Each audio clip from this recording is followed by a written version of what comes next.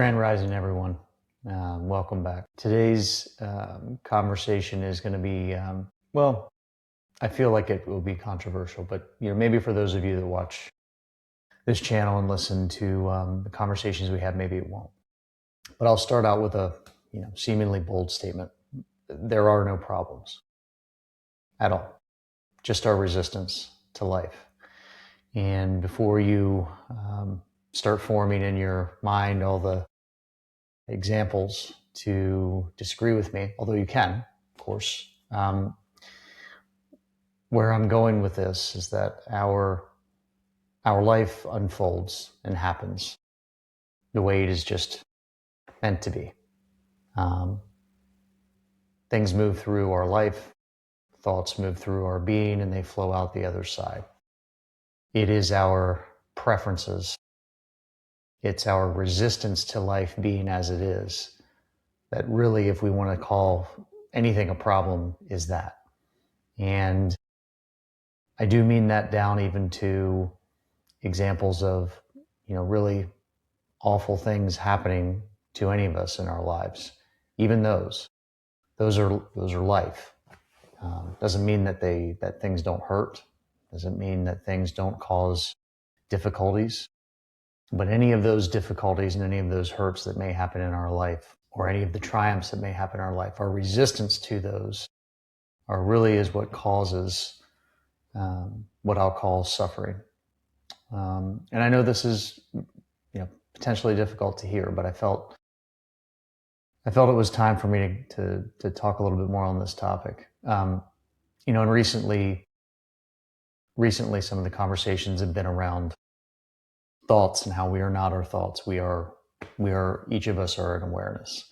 And I've been really practicing this, especially the last couple of weeks, that even in the middle of a conversation, whether it's something with work, something personal, reminding myself internally, of course, talking it out loud might seem a little, odd to those around you who aren't, who don't understand what you're doing. But I've found myself reminding myself, I am awareness. I'm aware that there's fear. I'm aware that I'm feeling jealousy. I'm aware that I'm feeling anger.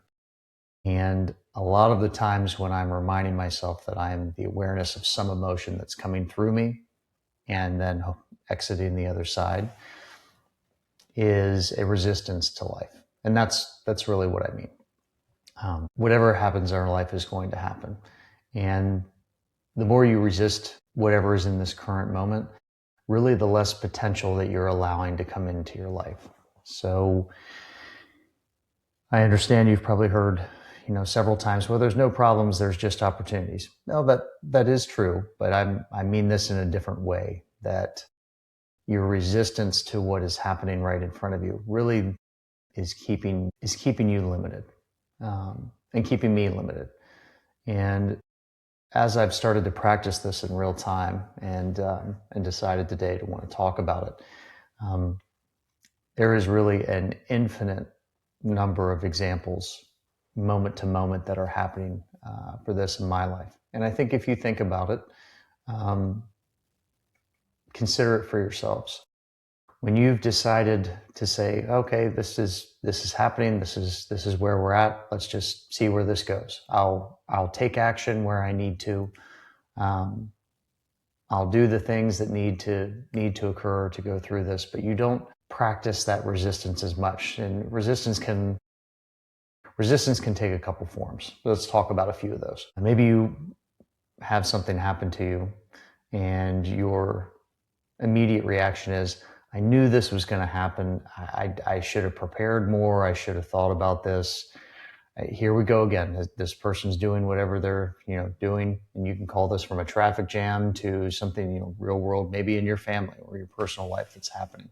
Think of all that inner dialogue, and again, back to the premise that we are not our thoughts. Those are just coming up for us. That inner voice inside of you, that is really not you. That's your inner voice trying to remind you of all the things to fret about, to worry about, to have fear about. All those things are just a resistance, simply put, reminding you of things like regret, anger, fear, any of those. And really, I think right now I would boil it all down to some level or form of fear. There's a worry about something.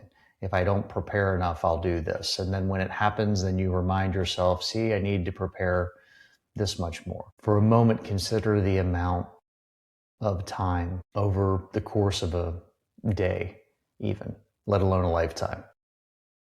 How much energy each of us put into those thoughts of resistance. Now, speaking of I guess topics that are loaded, since this one seems to be two, I'm gonna introduce one more. Imagine, if you will, the beauty of what death teaches us about life. And I'll use the example of me. I've decided to take a view on life that it's going to be much shorter than many of us would hope for ourselves. I'm going to demonstrate this, and I'd like for you all to consider the same. I'm going to conduct myself in each moment and each conversation, regardless of what it is, as if I only have one more week on this planet. And that doesn't mean I do. It doesn't mean I don't. I have no idea. But that changes a perspective when you look at it that way. If you only have one more week to be on this planet, I guarantee I'm going to take a different tact when I have conversations. Arguments and disagreements aren't going to feel nearly as important because this may be the last conversation I have with that person. And so, does it really matter that I need to stand my ground on something I feel like they need to know, or that I feel like I was wronged? No, it doesn't. And it also doesn't mean that I let go of life and say, well, I have 1 week to go. What does it matter? I'm just, really in general, if you think about it in your heart, you're going to conduct yourself in a way that has kindness and love attached to it. When you've let go of any anger or fear about what you have done or what you haven't done, for me, there's nothing left on my bucket list, meaning that each moment is bonus time. And for those of you that maybe don't feel like you're quite there yet, give that a little bit of consideration.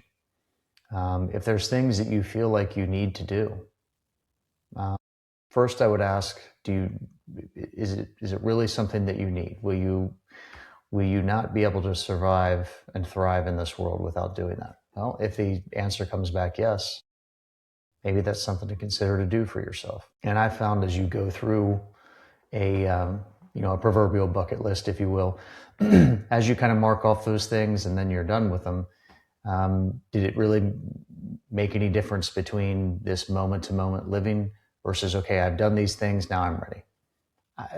I would venture to say that there's a pretty large percentage of you that may not feel any different once you go through that bucket list. I'm describing my own experience. Take for it what you will, discern for yourself.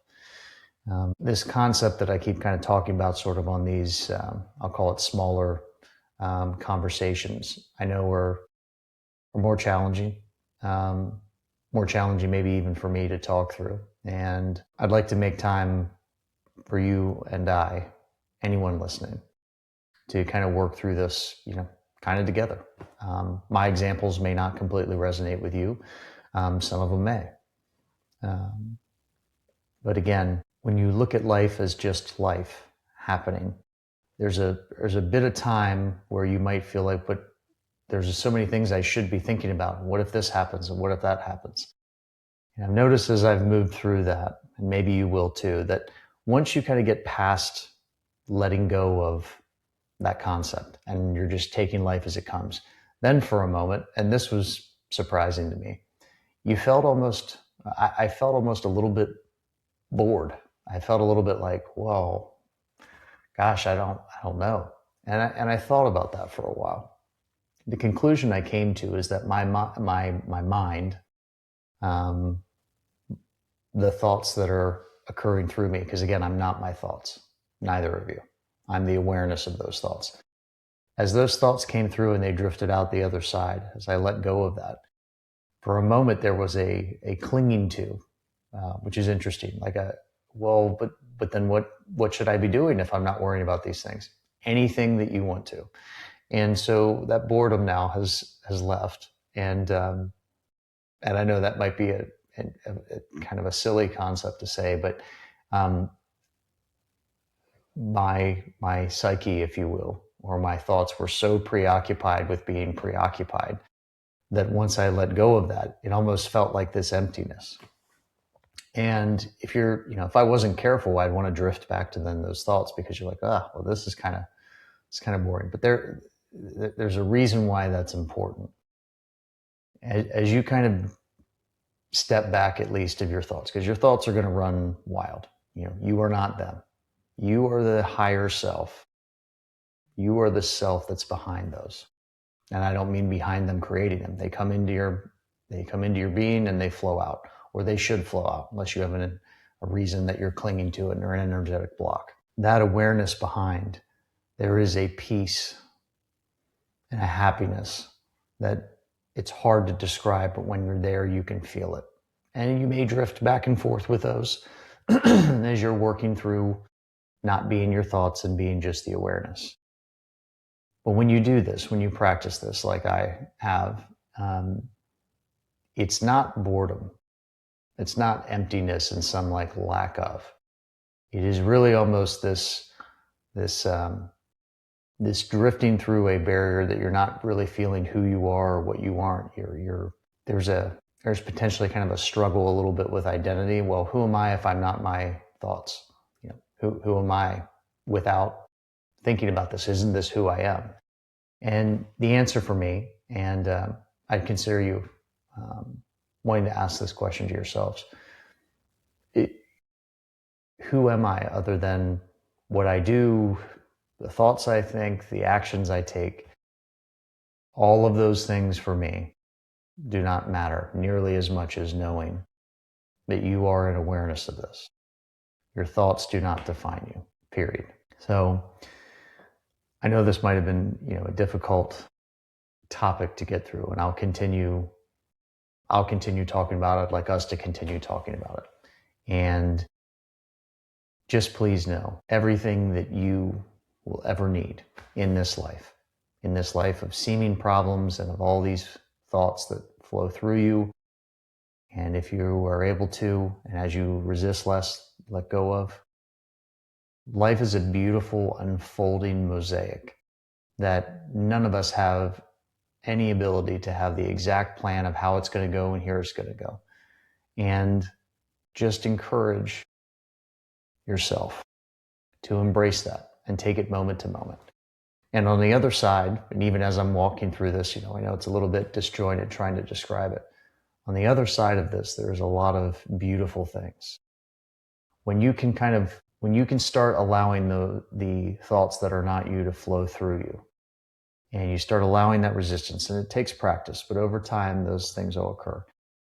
On the other side, there's an unbridled peace and almost a serenity to it, even while regular day life is, regular life and times are happening. And I don't claim for it to be easy, but I do state very much that it is incredibly worthwhile, and it feels more simple once you are in it, to allow that resistance to just go through you. The world doesn't end. Conversations don't implode. Work doesn't all of a sudden, upend itself and everything seems awful and you need to get back into some type of grind.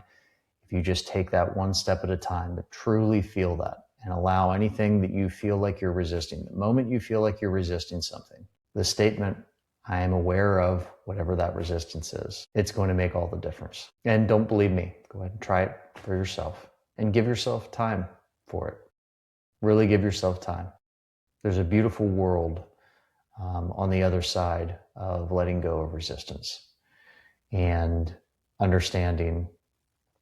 really understanding there aren't problems or good things happening in life. There's just life. The ups and downs and everything else are just life. I'm very grateful for you all. Have a good rest of your day. Thank you.